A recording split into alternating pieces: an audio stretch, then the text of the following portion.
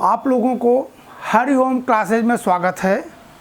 आज से आप लोगों को इस हरिओम क्लासेज में इनिशियल पोर्शन से फिजिक्स की एक क्लास, मैथ की एक क्लास और केमिस्ट्री की एक क्लास, छोटी छोटी क्लासेज मिलेंगी। जैसे जैसे आप लोगों की संख्या बढ़ती जाएगी वैसे वैसे ड्यूरेशन ऑफ क्लास बढ़ता जाएगा। हम इंग्लिश और हिंदी दोनों में एक्सप्लेन करेंगे। जो भी इंग्लिश मीडियम के बच्चे हैं वो इंग्लिश में अपना लाभ उठाएं और जो हिंदी मीडियम बच्चे हैं वो हिंदी में अपना लाभ उठाएं। पहला है, हम फिजिक्स लेते हैं। फिजिक्स का इंटर का कोर्स जो कि सीबीएसई बोर्ड, आईसीएसई बोर्ड और यूपी बोर्ड तीनों में है। हम लेते हैं कि इलेक्ट्रोस्टैटिक वाला चैप्टर है। उसमें पहला है कि मैटर है क्या। मैटर जो है विभिन्न पार्टिकल से बना हुआ एक कंबाइंड कलेक्शन है। मतलब कि मैटर जो है किससे बना हुआ है, विभिन्न पार्टिकल से। इसमें पार्टिकल्स कौन कौन से हैं? इलेक्ट्रॉन है,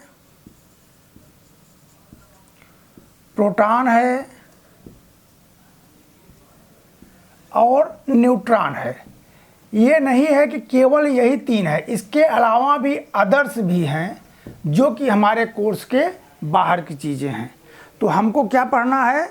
हमको केवल इलेक्ट्रॉन, प्रोटॉन और न्यूट्रॉन का कम्बिनेशन मैटर में क्या रोल करता है, इसी को पढ़ना है। अब देखिए, हमें जानते हैं कि कोई भी पार्टिकल, इलेक्ट्रॉन, प्रोटॉन, न्यूट्रॉन तो उसका इनिशियल पोर्शंस है। इसके पहले वह एटम से बनता है। एटम जो है इलेक्ट्रॉन, प्रोटॉन और न्यूट्रॉन से बनते हैं। तो इनके जो कैरेक्टरिस्टिक्स होते हैं, जो इनके गुण होते हैं, उसी से वह मैटर प्रभावित होता है। जैसे हम देख लें कि अगर कोई मैटर है, वह उसमें इलेक्ट्रॉन भी होगा, प्रोटॉन भी होगा और न्यूट्रॉन भी होगा, अदर्स भी होंगे। तो इसका जो कोई एक एटम है, वह एटम के जो सेंटर पोजीशन होता है, जिसको न्यूक्लियस कहते हैं, वो पॉजिटिव होता है। इसका मतलब कि हम केमिस्ट्री में पढ़ चुके हैं कि न्यूट्रॉन और प्रोटॉन इसके न्यूक्लियस में होते हैं और इलेक्ट्रॉन इसके ऑर्बिट में चक्कर लगाते हैं। ये इलेक्ट्रॉन होता है। इलेक्ट्रॉन यहाँ होगा। तो इसका मतलब है कि जो भी पार्टिकल होगा, जो भी मैटर होगा, वो डिपेंड करेगा इलेक्ट्रॉनों के कैरेक्टर पर।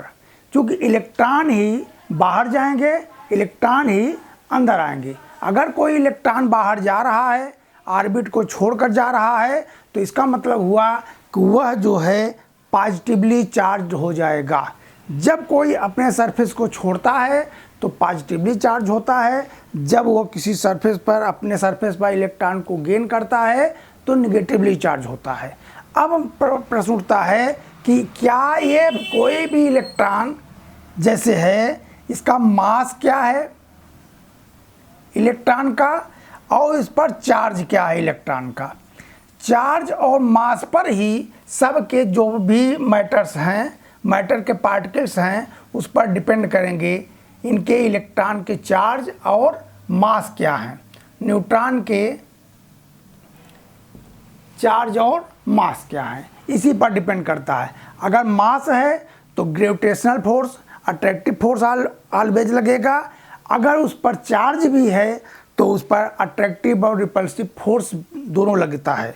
जैसे अगर कोई इलेक्ट्रॉन है तो इनके बीच, जैसे इलेक्ट्रॉन का मास क्या हुआ, इलेक्ट्रॉन का मास हो गया कि 3.1 इंटू 10 पर नियरेस्ट है 31 kg, और प्रोटॉन का मास हो गया 1.6 into 10 power -27 kg, nearest value है ये। और इसी प्रकार न्यूट्रॉन का मास भी हो गया 1.6 इंटू 10 पावर -27 kg की। इसका मतलब है कि अगर हम मास को लेंगे तो इनके बीच जो ग्रेविटेशनल फोर्स लगेगा, Fg कहते हैं इसको, ये Fg हो जाएगा G m1 m2 मतलब कि me और mp अपान r स्क्वायर, अगर इनके बीच r डिस्टेंस है तो। लेकिन अगर यही चार्ज है तो यहाँ पर जो लगेगा चार्ज का me, इसको कहेंगे 1/4 पाई या 9 ले लीजिए इसको, 9 × 10⁹ ई पर चार्ज, और इस पर जो प्रोटॉन पर चार्ज होगा E² अपान r² हुआ। मतलब कि यह फोर्स जो है, यह फोर्स अट्रैक्टिव और रिपल्सिव दोनों हो सकता है, और रिपल्सिव दोनों हो सकता है, जबकि ये फोर्स केवल अट्रैक्टिव फोर्स होगा।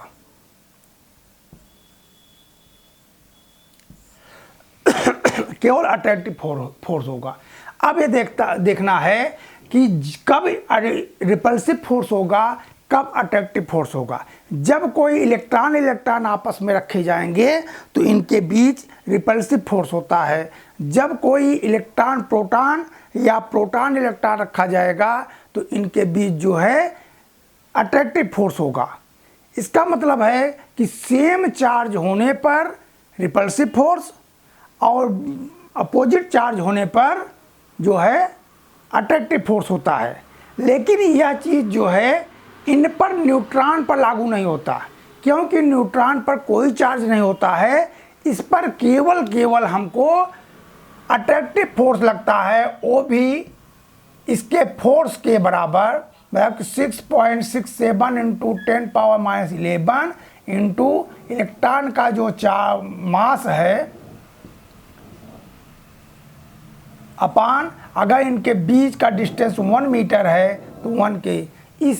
इस प्रकार से हमारा जो है केवल न्यूट्रॉनों के बीच लगने वाला फोर्स जो है वह केवल ग्रेविटेशनल फोर्स होगा, वह अट्रैक्टिव फोर्स होगा।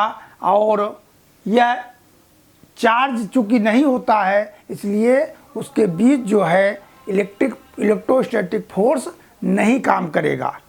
तो हमारा अब क्या हुआ, हमको ये दो चीज़ें मिल के आई, मैटर, इलेक्ट्रॉन, प्रोटॉन और न्यूट्रॉन जो कि मेजर पार्टिकल्स होते हैं, उनके बीच, उनके कारण से इनमें जो कैरेक्टरिस्टिक्स डेवलप होगा वह अट्रैक्टिव फोर्स, और अट्रैक्टिव फोर्स तब होगा जब जो है मास के कारण से, ग्रेविटेशनल फोर्स के कारण से होगा, और अट्रैक्टिव फोर्स तब भी होगा जब जो है अपोजिट चार्ज वाले पार्टिकल्स लिए जाएंगे, चाहे वो इलेक्ट्रॉन हो या प्रोटॉन हो। ऐसे कंडीशन में अट्रैक्टिव फोर्स, इनके बीच अट्रैक्टिव रिपल्सिव दोनों होगा, ग्रेविटेशनल और इलेक्ट्रोस्टैटिक दोनों होगा। इसी प्रकार से प्रोटॉन के बीच भी अट्रैक्टिव रिपल्सिव दोनों होगा, प्रोटॉन चाहे वो ग्रेविटेशनल हो चाहे इलेक्ट्रोस्टैटिक हो।